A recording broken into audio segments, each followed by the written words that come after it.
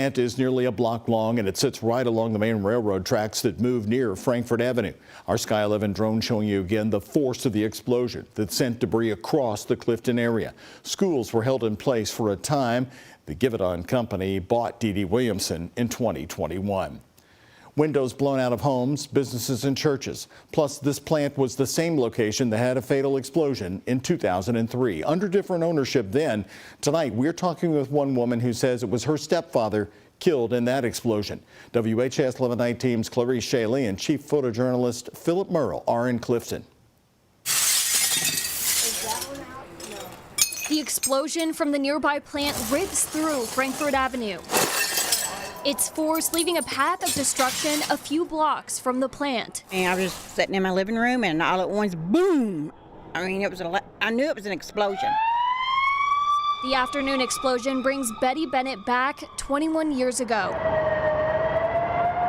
When the same plant exploded, she says it killed her stepfather, Louis Perry. I mean, it was the same sound, and like 20 minutes after we heard the explosion in 2003, there was a knock on my door, and it was my sisters telling me that my stepdad had been killed over there in the explosion. From the WHAS 11 archives in 2003. He was doing the normal good job that he always does. Shock settles in as her heart goes out to the people injured in the explosion. I'm wanting to know how many times this is going to have to happen before they close the place down. According to the investigative findings in 2003, a process vessel became overpressurized and failed, evacuating 26 people. The reports also said that D.D. Williamson did not have adequate operating procedures or training programs in place for some of the operations. And all of a sudden I felt and heard the windows shake. It was a large boom. Pastor at Clifton Baptist Church, Jason Deming, immediately checks if people are okay. When I was walking back, you could see little pieces on the sidewalk. And then notices the damage to his historic church's stained glass windows. It looks almost like an accordion from the side. Some pieces shifting in the frame, others in pieces.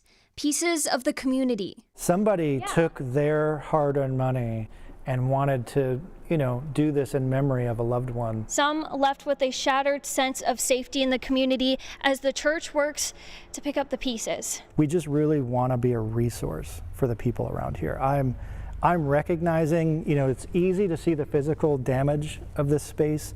It's a little harder to see the emotional and kind of spiritual wounds that may be happening from this. The community assessing the damage and boards it up as they work to build back.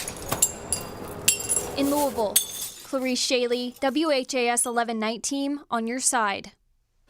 Now, real quickly, as we've been on the air here, I just want to give you this update from Mayor Craig Greenberg, who just put this out. Some new information detailed about the conditions of the people.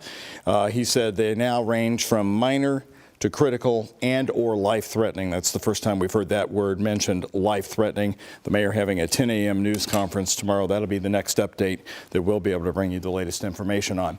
Back to the church there on Frankfort Avenue. Pastor Jason Deming said often today in the hours after the explosion that this is not the kind of trauma anyone can shake off easily. He expects that a regular service, which is going to be held tomorrow night, to be one of healing, conversation, and a lot of caring. Anyone is welcome to come. That tomorrow night service is at 6:30 p.m. and the church is at the corner of Bel Air and Frankfort Avenue.